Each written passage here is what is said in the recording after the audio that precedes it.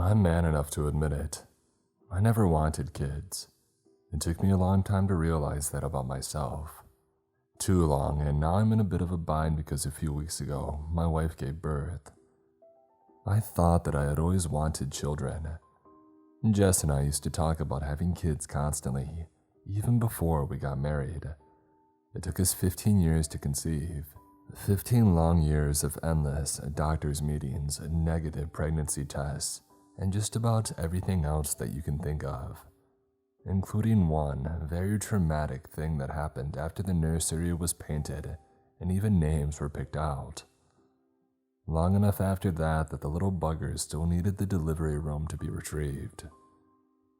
Yeah, it was a rough decade and a half. The kind of rough that means giving up and admitting it was all for nothing becomes a potentially PTSD-inducing turn of events in and of itself. 15 years is a long time, and we weren't getting those years back. By that point, if I had won the argument, if we had turned away from Vermes Regina, neither of us would have got what we want. After 15 years, this war was either ending with a baby in our home or it was ending Jess. There really couldn't be a middle ground after what we had put ourselves through. I kept telling myself that it was worth it though, because we wanted kids. That's all we had ever wanted, or so I thought. It turns out I was only half right. It wasn't until she finally got pregnant that I learned a hard truth about myself. I didn't want kids, it had turned out. I just wanted Jess. Wanted her in the wholesome, grow old on the porch together kind of way. The pitter-patter of little Grahams running around was part of the package deal. She needed a future with them in it, just like I needed one with her. We both knew our reasons for being on this rock, both had crystal clear ideas of the futures that we wanted, and we would both do anything to get them. I needed to know that about us before anything else. It'll explain a lot. It's been over a year since I first heard the name Vermes Regina. That's a lot of months of web searches with no results, countless hours of fruitless research, and importantly, almost 14 months of not contacting the authorities, or even either of our families, when I knew I really should have done. That's why it's so vital you understand just how passionate I was about making Jess happy, and how devoted she was to the ascension to motherhood, an ascension her singular underdeveloped and cyst-ridden ovary had forever denied her. Or rather, the claim to motherhood she had been denied until Vermes Regina had entered our lives. To start from the start then, Vermes Regina. At first, we thought they were the answers to our prayers, a small miracle that we had endured more than enough disappointment to earn. After years of trying everything from acupuncture to IVF, Jess and I had nearly given up on the idea of having a child. We had even started having conversations about using what remained of our savings on a new house instead of another round of treatment. I had obviously started to consider the possibility that kids weren't in our future long before Jess. However, I had stupidly allowed myself to believe the counseling and grief therapy had been working for her too. She hadn't been crying nearly as often during the 5 or 6 months in the run-up to the last night of normalcy that we had. She had even been open to discussions about adopting or fostering for the first time, something that she had always been too far in denial to respond to with anything other than rage. We were so close to moving forward with our life. So close. I remember the night clearly. Jess came running into the living room, waving a leaflet at my face, babbling at 1,000,000 miles an hour. It was a routine that I had more than gotten used to by that point. Vermes Regina were far from the first company peddling a revolutionary yet experimental new fertility treatment that Jess had unearthed. We had even gone as far as Romania for one, so I was no stranger to suspending my doubts and keeping my skepticism well away from my lips. I know now that's because I didn't actually care whether they succeeded or not. I just wanted Jess to be happy. If visiting quacks and medical charlatans for the rest of my days was what it took to have that porch and rocking chair dream, and so be it. That being said, I was skeptical of this particular offer. There was a bit of an argument that night, well, a lot of an argument.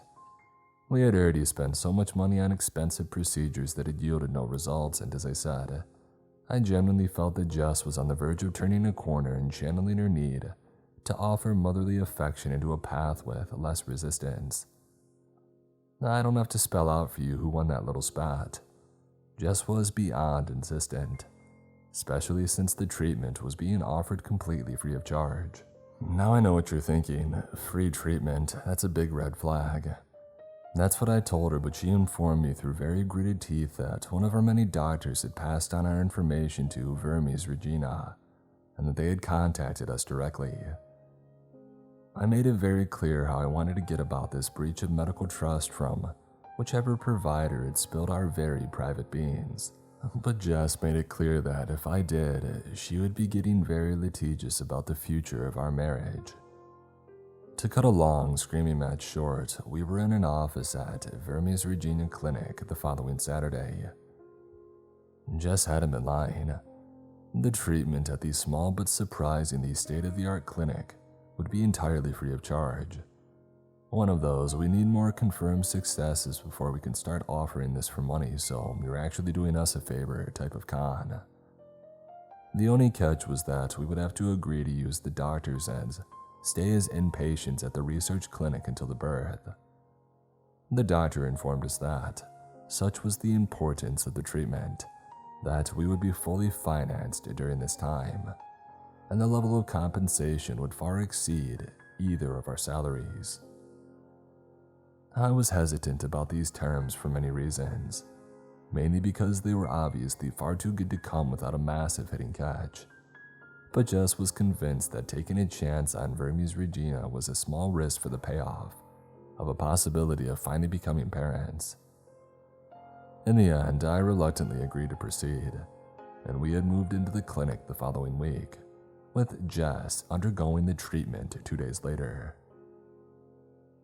As for exactly what the fertilization treatment entailed, I still don't know. None of the nurses or doctors had told me anything about the procedure, citing patient confidentiality. It's an excuse that I've got used to hearing about far too many things this past year, to be honest.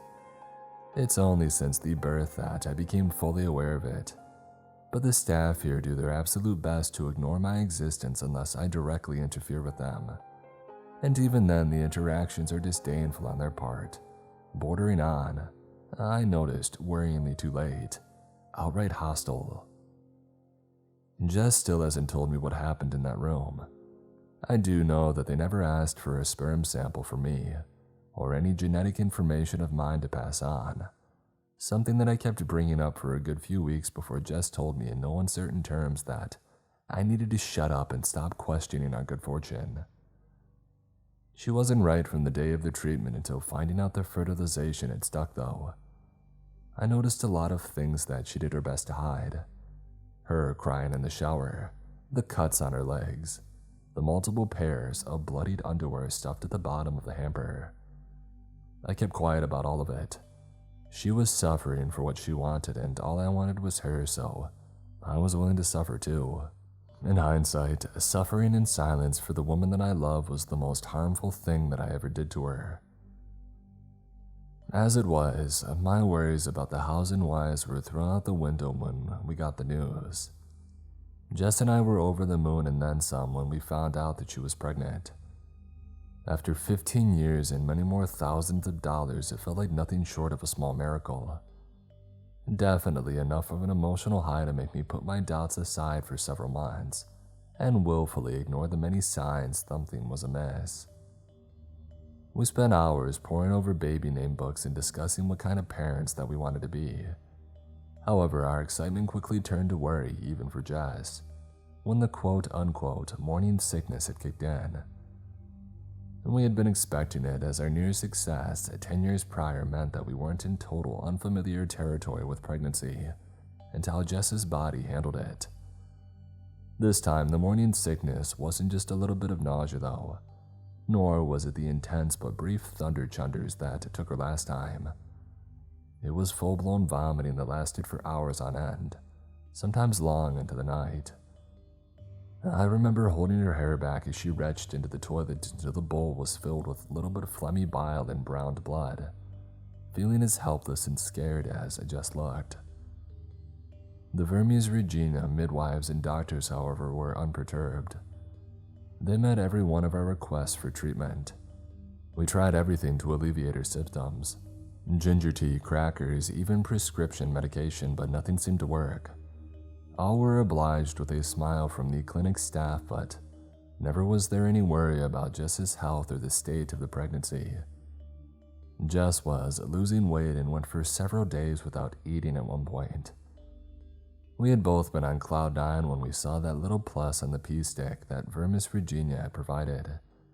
But even Jess had started to worry that something was seriously wrong after a week or two of the intense sickness and worrying the unintense response to it from our carers. Little did we know that the worst was yet to come. The morning sickness was one thing, but still at least within the realms of things that happen to people when they're pregnant, even if the extremes of it had me locked in a state of paranoia. The night terrors, though. The night terrors were when I really started to catch on that our situation might be incredibly messed up. They started a couple of months into the treatment. Jess would wake up after screaming for hours, shaking and drenched in a cold sweat. And that wasn't the worst part of it. The worst part was when she would look down and realize that she had been scratching at her stomach in her sleep. Not scratching like she was trying to get an itch either. Scratching in a way that meant her fingertips left sticky red prints around her mouth when she clapped her hands to it and wailed upon waking. I never had to ask what the nightmares were about. What she would scream at her while my attempts at waking her or stopping her clawing hands failed gave me all the details that I could stomach. Bodies and bodies by the billions, small furries scratching over each other in an endless sea of writhing hairy flesh. A sea that Jess spent night after night dreaming she was drowning in. At least Vermes Regina took the night terrors a little more seriously than they did the sickness. They arranged for Jess to have in-house psychotherapy immediately, after her first night of sleep-induced self-mutilation. I didn't complain, as it definitely helped. Whatever they were talking about in those sessions, I reasoned it was working. She would be docile and tranquil for hours after, and even the sickness that dominated most of her waking hours didn't seem to bother her as much. Yeah, no crap. This should have been a massive warning sign for me to get the heck out of there with her. I'm not going to spend even more of my time justifying why I was so stupid to do that. If you don't have any reason to be suspicious, you really don't question why both your wife and her doctors insist that you shouldn't be present at the examinations. Excuses like patient confidentiality and "would you respect my privacy, Graham?" fly much straighter. And to my credit too, I was beyond exhausted. I was up with Jess night and day doing the basic care that I'm sure orderlies and nurses would provide at any normal hospital. For months, the times that Jess was whisked away from some kind of clandestine checkup were literally the only hours of sleep that I had. To say that I wasn't incentivized to be curious about why the father of the baby shouldn't be present for any scans or updates on the development of their unborn child is an understatement. And then everything changed. One night was all that it took about 2 months before the birth. I was fully aware that I had stumbled into a nightmare after that, way too late to do anything about it. It was the first night in a week that Jess had slept for more than a few hours without the fever dream consuming her. I knew something was wrong straight away because when I was awoken by the sounds of her frantic yells, they weren't coming from the damp, sweat-drenched spot in the bed next to me. They were coming from the bathroom. She had locked herself in, crying and screaming, and I had no idea what to do. My best idea was to hammer in the door for a solid hour, yelling her name over and over again, which, despite being the worst plan imaginable, seemed to work. I still can't forget the sight of her, standing there in that far too pristine bathroom, shivering from both sobs and lost hemoglobin. Her face, how it was pallid and yellowish, Her usual luminous hair clung to her moist face in greasy, sweaty strands. I remember the redness between her legs, the drops of it leading to the toilet. The trail that left her eyes to follow burned forever into the dark places that my mind can wander if left unchecked. I remember looking into the bowl. I remember hearing my own startled yelling like it was coming from half a world away, from somebody else's lips. I don't remember much after that. Not of that night, at least. It happened many times since, though, but unfortunately, Jess was too far along with her quote-unquote psychotherapy sessions to be as alarmed about it as she should have been. The first time it happened was probably the last time I looked Jess in the eye and saw the love of my life as I knew her staring back. They had her after that, I think. She went along with her spiel that was all normal and natural. I wasn't buying it, though, even before the birth. There was no way that they could spin it. Human urine isn't supposed to be filled with clumps of clotted animal fur. And it wasn't just the fur itself that was a sign of how messed up our situation actually was, though. Jess's response to it after the first time, or rather lack of, was another clue. I would still get flashes of the Jess that I knew, but they were few and far between. While she would spend the days ignoring me and muttering while occupied with digging out clumps of matted and non-human hair from her intimate areas during the day, at night she would have flashes of lucidity. Panicked, pained lucidity, but lucidity all the same. It was during the last few weeks of the pregnancy that things started getting really messed up. The first time it happened, I was already awake and in the process of trying to save Jess's belly from another mauling. Without warning, she sat bolt upright and clutched her stomach. "The baby, it's kicking, but it's not right." I didn't know what she meant at first, but then I saw the look of panic and distress on her face. It was refreshing in a twisted way. It was the most human look that I had seen on her face in days. I didn't have to pry about what she meant either. Her belly was distended and writhing, the abnormally fast-paced and volatile movements within stretching and stressing the red left by Jess's sleeping self. I would only ever see a baby kicking in that belly once before, a decade ago, but I had replayed the memory so much that it was ingrained in the inside of my eyelids. The kicking from Jess's second pregnancy was nothing like her first, and I hope for the sake of pregnant people everywhere, it's nothing like theirs either.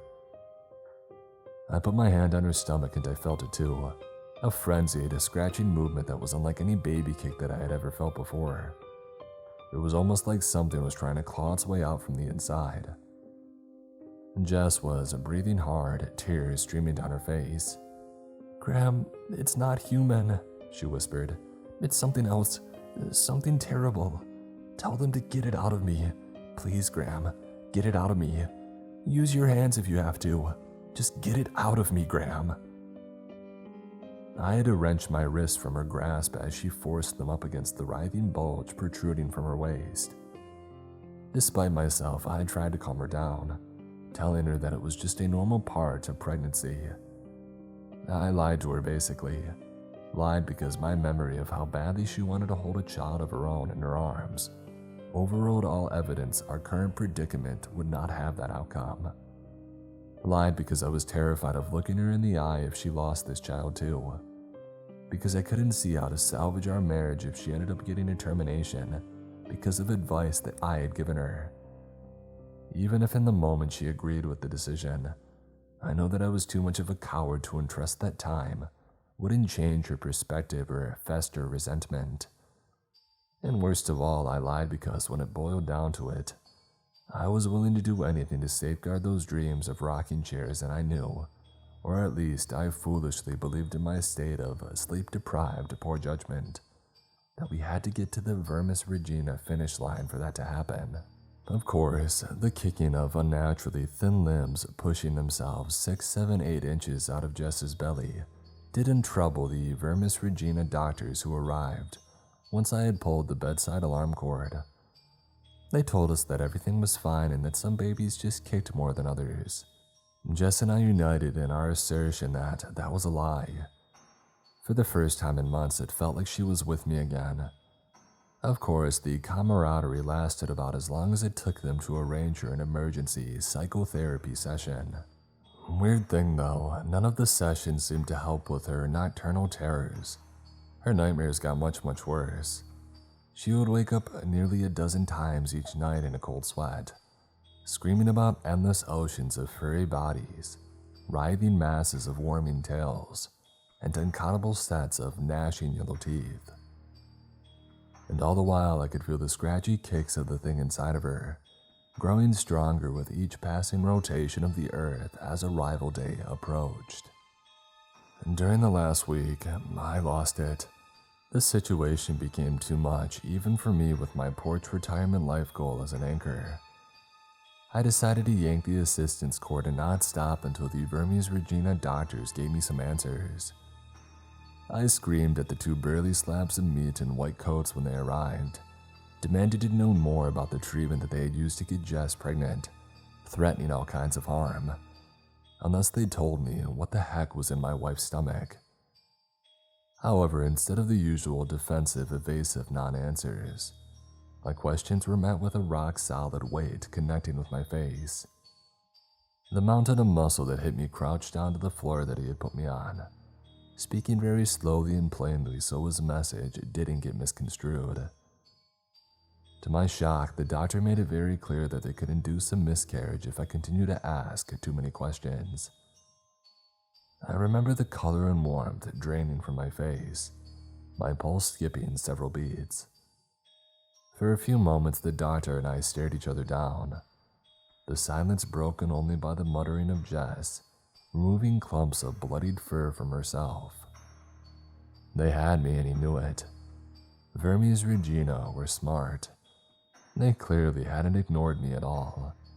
They knew exactly which button to press to get my compliance. There was no way I would let myself be responsible for things ending this close to the due date. This was Jess's last chance at true happiness, to find the fulfillment in her own life that she brought into mine on the day we met. They knew threatening to kill me wouldn't matter to me. Threatening to kill Jess's happiness, though, that's a different story.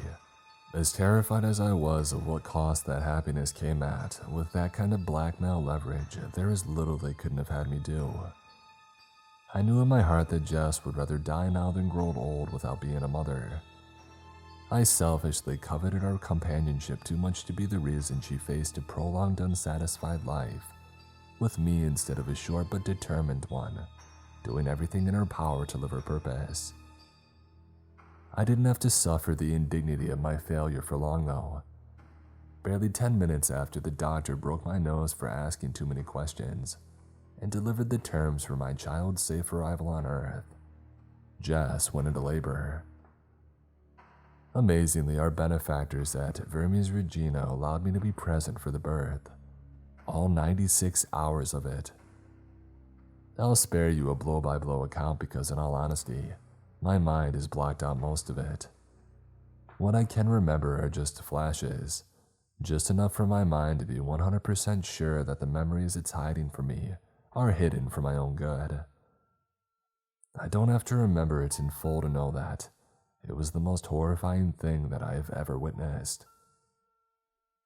A small army of nurses, midwives, surgeons, and general orderlies were in attendance. I can still hear their chanting when I try to drift off to sleep. An endless drone of almost words, a migraine-inducing throaty hymnal that undercut Jess's agonized, guttural howls for every single hour of the near 96 of them I spent strapped to the chair. They wouldn't let me out of the chair.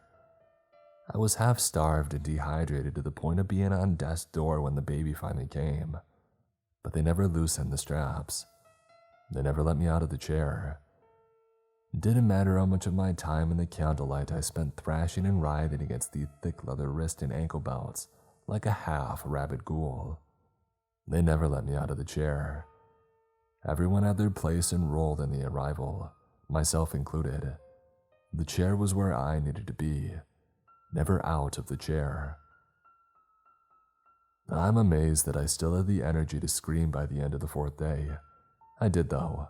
It nearly finished me off, but I still managed to bellow so loudly that the doctor's perpetual litany of unpronounceable eldritch blasphemy faltered a little. The chair was bolted to the floor opposite the bed. I had managed to catch a brief glimpse of Jess when they had strapped me in during the first hour, her legs up high in stirrups, her form quivering and trembling on silk sheets.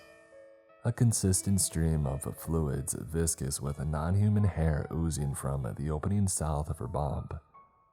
However, shortly after our arrival, she had been closed off from my view by the circle mantra reeling medical staff, so I had spent most of the 4 days staring at the backs of their hooded heads. I don't know what I had expected to see Jess cradling in her arms when the circle finally parted and I was allowed to look upon my wife again. Whatever I had imagined, it definitely wasn't anywhere near as bad as what I actually saw. What I could still see right up until this morning when one of the nurses had a change of heart and decided to leave this organization or cult or movement or whatever the heck Vermis Regina is, taking me with them and dumping me unceremoniously outside an ER. When I first saw her in her postpartum state, Jess was, in all but one detail, the picture-perfect paragon of freshly acquired motherhood. All the pain of the last 4 days had gone from her face. It had been replaced only by the glowing warmth as she gazed down at the new life cradled in her bosom. The wet, slick, furry thing suckling at her with its warm light tail coiled around her arm. I actually managed to stop screaming, sobbing and spitting venomous curses at her captors. No, at only my captors now for a moment. That moment only came because I puked. There, feeding from my wife, umbilical cord still connecting to the shadowy wound between her stirruped legs, was a rat. A mangy, beady-eyed, foamy-mouthed rat the size of a human toddler. My yelling didn't stop when one of the chanting doctors cut the cord. It didn't stop when I saw Jess, a tired happiness in her eyes, bend forward to begin licking her own amniotic fluid from her new child's fur. Nah, I stopped screaming only at a very specific point. It was when I had passed out from blood loss, which came way too far into the experience of my wife's newborn rat child, slathering across and off the bed, skittering toward the chair, and gnawing through my left ankle. That was a few weeks ago. I've lost one leg up to the thigh, the other one to the shin, an entire arm and the ability to have more children in the time since. Jess gleefully cooed her affection and approval while the rat consumed them all. The worst part is that I had spent the entire time pleading with Jess, asking her both to let me go and to kill me at various points.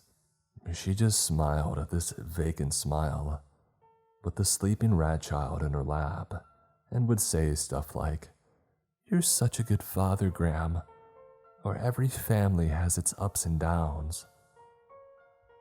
I'm only still alive because one of the nurses got cold feet. At least I'm guessing that's what happened. Someone got me out of there, and that's the only plausible explanation that I have. They came to me one night while Jess and that thing were sleeping, ripped the nutrient fluid IV drip from my arm and unbuckled me from the chair before I really knew what was happening. And by the time that I came back around properly, it was weeks later and I was in a normal hospital. The cops surprisingly believe most of my story. Obviously, Jess had a job and we have friends and family. We had informed our people that we would be going away and wouldn't be in contact, but not for anywhere near as long as we were actually gone. Jess and I both had been long reported missing, so the police were open to pretty much everything. Everything, that is, except the truth of it. The most important truth. The child itself, that rat that consumed my future, and the cult that put it in my wife. They're going to search for Jess and are treating it as a cartel-related kidnapping. Their assessment is that Jess and I had been unfortunate enough to head south of the border and be at the wrong clinic at the wrong time. Jess was, by their most informed guess, taken as payment for a doctor's debt with men of ill reputation, and my injuries were inflicted on me when I tried to stop them. A tale as old as time, they said. Ignoring the fact that I'm pretty sure this incredibly stereotyped tale as old as time has never actually happened to anybody else either. Does the fact that both our passports were still in our apartment when the police searched it matter? Of course it doesn't.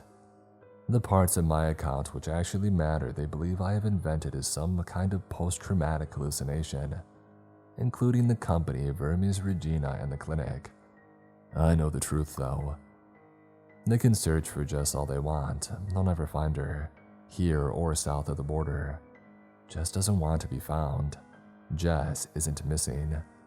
She's more found than she ever was during our marriage. She's found her purpose now, and I gave her the happiness I always promised her that I one day would throughout our 15 years of trying to have kids. All it cost me was most of my limbs, my dreams, and her. Honestly, having kids was the worst decision I ever made.